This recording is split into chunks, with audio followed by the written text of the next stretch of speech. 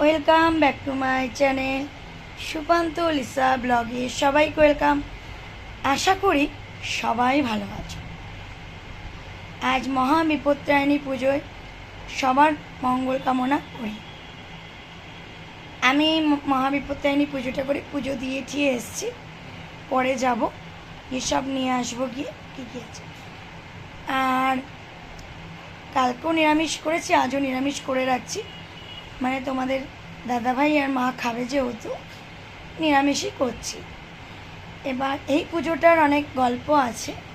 গল্পটা হলো 2017 সালে আমার মায়ের সেরিব্রাল অ্যাটাক হয়েছিল। সে মৃত্যুর সঙ্গে পাঞ্জা লড়ছিল। সে তখন ডক্টর বলেছিল কোনো আশা নেই, কোনো আশা নেই, আপনাদের যত রিলেটিভ আছে সবাইকে নিয়ে আসুন। কিন্তু নিউরো সায়েন্স আমার ভগবান, চেন্নাই থেকে আমরা ডক্টরকে হায়ার করি। সে শুধু বলেছিল আমাকে 7 থেকে 10 দিন টাইম দিন, পুরো ওকে করে আমরা পেশেন্টকে ছেড়ে দেব। এই বিপত্তারিণীটা আমাকে আমার মেজো মাসিমণি করতে শিখিয়েছে। বিশ্বাস করবে না, দেখো সায়েন্সের জায়গায় আছে, আমি নিজে সায়েন্সের স্টুডেন্ট, আমি তবু বিশ্বাস করি ওপরে ভগবানও, কিন্তু মানে ভগবানের ওপরে কিছু নেই। ডক্টরও কিন্তু ওটিতে যাওয়ার আগে বলে দেয় আপনারা ভগবানের ওপর প্রে করুন, ভগবান যদি সাথ দেয় আপনারা নিশ্চয়ই সব কিছু ফিরে পাবেন। যথারীতি মঙ্গলবার মায়ের ডিসচার্জ ছিল ফ্রাইডে, মঙ্গলবার দিন আমি বিপত্তারিণী করি। অবিশ্বাস্য ঘটনা, সেই মঙ্গলবার দিন থেকে মানুষটা একদম ওকে হয়ে গেল। ডাক্তারবাবু বললেন, অমিত কুমার ঘোষ, সে বললেন আপনারা পেশেন্টকে ডিসচার্জ করুন, আর রাখার দরকার নেই। যাই হোক, মেজো মাসিমণি আমাকে নিয়ে গেছিলো, আমার মেজো মাসি নিয়ে গেছিলো। সে নিয়ে যাওয়ার দৌলতে আজকে হয়তো আমি আমার মাকে ফিরে পেয়েছি। ডাক্তারের ট্রিটমেন্ট তো 100% আছে, কিন্তু আমার বিশ্বাস সেরকমই একটা বড়, তখন আমি বিয়ে হয়ে যখন এখানে আসি, মা বললেই পুজোটা তো তুই আমার নামে, হ্যাঁ ঠিক আছে, আমার নাম, হ্যাঁ ঠিক আছে, আমার নামে করেছিলিস, তাহলে এই পুজোটা তুই আমাকে অনুমতি দে, যতদিন আমি পারবো আমি করব। তখন আমি বাকে অনুমতি দিই, বললাম না আমি অনুমতি দিলাম, কিন্তু এই পুজো আমি বজায় রাখবো। সেরকমই আজ একটা বড় দুর্ঘটনা ঘটেছে, সেটা তোমাদের সাথে যতক্ষণ না সলিউশন বেরোচ্ছে আমি তোমাদের সেটা শেয়ার করতে পারবো না। আবারও আমি আরেক মা, মানে আমার শাশুড়ি মায়ের জন্য এই পুজোটা আবার মায়ের জন্য করলাম। এই মাকে বললাম, মা আমি যেদিন তোমাকে অনুমতি দেব সেদিন তুমি এই পুজোটা আবার করবে, কিন্তু আমি তোমার পাশে থাকবো, যেটা আমি আমার মায়ের ক্ষেত্রেও থেকেছি। এই হলো আমার বিপত্তারিণী পুজোর সূচনা, মানে 2017 থেকে। আর 2016 থেকে আমি মা কালীর উপোস আমি করি, মানে পুজোর কালী মায়ের কালী পুজোর উপোস করি। কেন করে, কী কারণে করি, সেটা একদিন তোমাদের সাথে গল্প করব। আজ আমি বিপত্তারিণী পুজোর সূত্রপাতটা করব। আর কেনই বা আমি লোকনাথ বাবা আর মহাদেবের পুজো করি সেও একদিন আমি তোমাদের বলবো না, লোকনাথ পুজোটা আমি বলি গল্পটা। আমার মায়ের সেরিব্রাল অ্যাটাক হয়েছিল 11 জুন, আর দাঁড়াও 3রা জুন লোকনাথ পুজো ছিল। আমার মণিমা, দাও তোমার দাদাভাই পাঁপড় ভেজে আমি এটা খাচ্ছি। তোমাদের আমার মণিমা, মানে আমার ছোটো মাসি, তাকে আমি মণিমা বলে ডাকি, সে বলেছিল আমার দিদি তোমাকে এত নিষ্ঠা করে পুজো করে, যদি আমার দিদির কিছু হয়ে যায় এই বাড়িতে কোনো দিন লোকনাথ পুজো আর হবে না। বলতে নেই আজকে আমার ওই মাসির, মানে আমার মণিমার কথা ভগবান রেখেছে, আমার মাকে সুস্থ করে বেরিয়েছে। আর অলওয়েজ বাবার নামে আর তোমাদের দাদাভাইয়ের নামে তো আমার সবসময় পুজো দেই আমি, সেটার কোনো তুলনা হয় না। আর আমার একটা আছে বাচ্চা বোন, সে তো আমার নয়নের মণি, সেও আমার হয়েছিল অক্ষয় তৃতীয়ার দিন।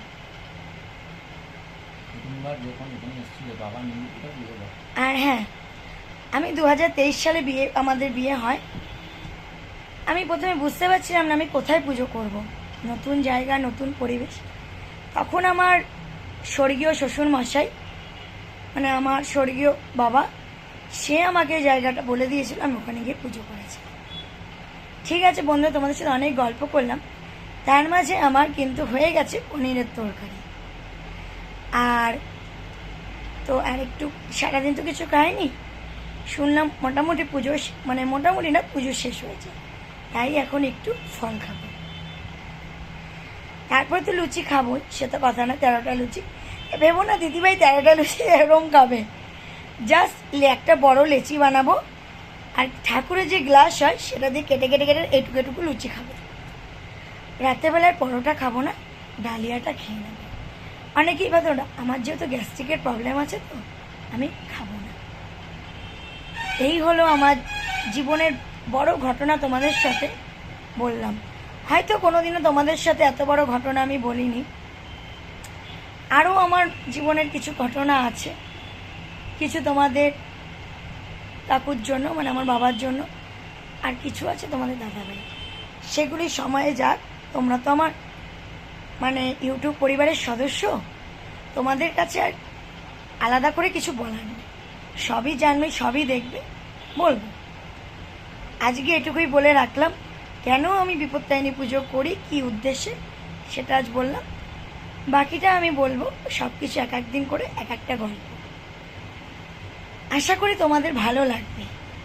আর মা যেহেতু অফিসে টিফিন নিয়ে যাবে নিরামিষ, তাই কাল রাতে আমি ওই 9:30 পৌনে 10টা নাগাদ সমস্ত কিছু মুছে, মানে গ্যাস, মাইক্রোওভেন, স্ল্যাব, মানে ফ্রিজ, জলের বোতল ধুয়ে, তারপরে তোমার টেবিলে রাখা যে র্যাকগুলি, ঝিক ঝিক যেটাকে বলে, ঝুড়ি টুড়ি সব কিছু ধুয়ে মেজে আমার সাথে তোমাদের দাদাভাই আমাকে প্রচুর হেল্প করেছে। আমার দ্বারা একার পক্ষে সম্ভব হতো না, কারণ আমার ভীষণ গ্যাস্ট্রিকের প্রবলেম হচ্ছিল। বিউলির ডাল আর পটল আলুর তরকারি আমি করেছি। নাও তোমাদের দাদাভাই কিছু কথা তোমাদের সাথে বলতে চাইছে। হ্যালো ফ্রেন্ডস, তোমরা জানো যেহেতু লাস্ট দুদিন ধরে হয়তো আমি ভিডিওটা দিয়েছিলাম, মানে ব্লগগুলো তোমাদের সাথে শেয়ার করেছিলাম।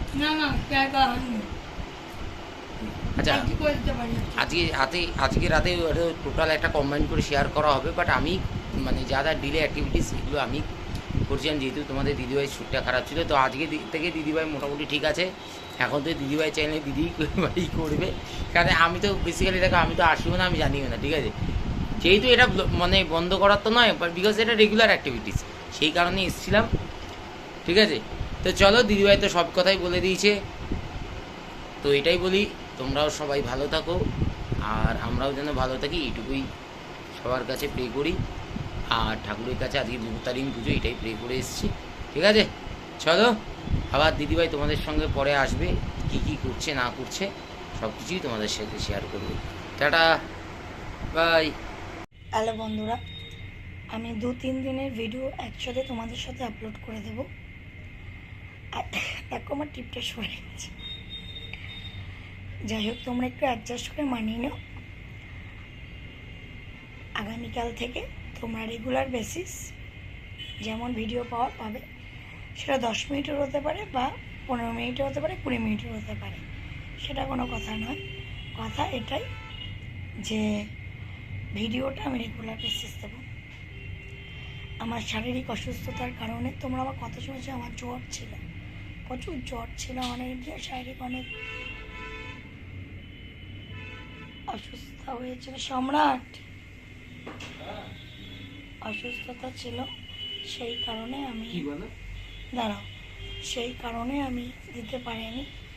ঠিক আছে বন্ধুরা, চলো।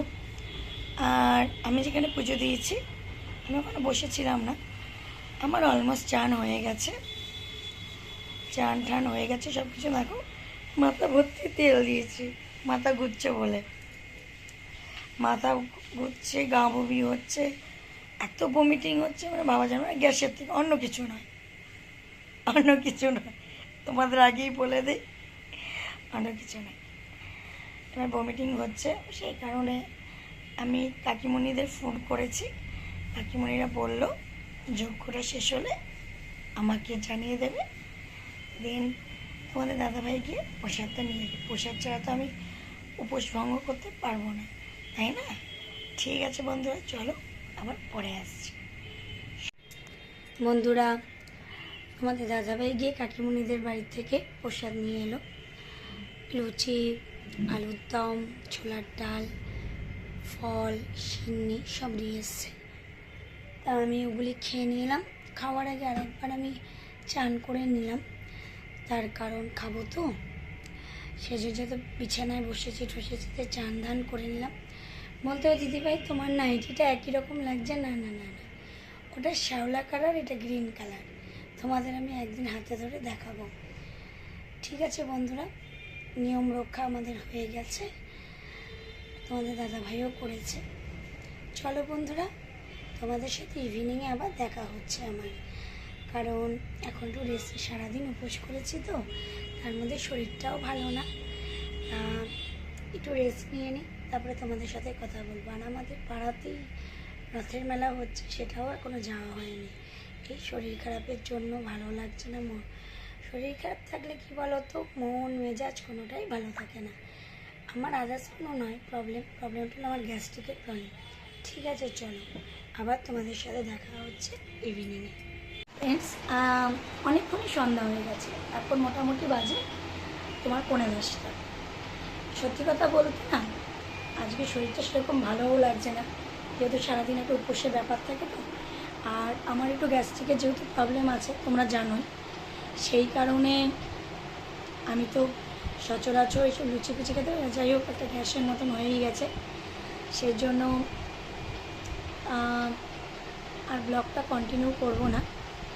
এটাই বলবো যে আজকেই তো তোমাদের সাথে শেয়ার করলাম যে কী সূত্র ধরে আমি বিপত্তারিণী পুজো করছি আর কেনই বা করে এসেছি, সবটাই তোমাদের সাথে বলো যে ও কত বড় দুর্ঘটনার হাত থেকে বাঁচার বাঁচতে গিয়ে আমি এটা করছি। তাই তোমাদের কাছে একটাই রিকোয়েস্ট করব, আমি তো সবসময় ঠাকুরের কাছে প্রে করবো যে তোমরাও যেন ভালো থাকো, সুস্থ থাকো। আর এটা বলবো যে তোমরাও ভালো থেকো, সুস্থ থেকো, এই কামনাই করবো। আর তোমরাও প্রে করবে যাতে এই যে তোমরাও আমরাও যাতে ভালো থাকি, এটাই। চলো, ভিডিওটা আজকের মতন এখানে এন্ড করে দিচ্ছি। দেখা হচ্ছে তোমাদের সাথে আগামীকাল ডেইলি ব্লগে। Good night, sweet dreams.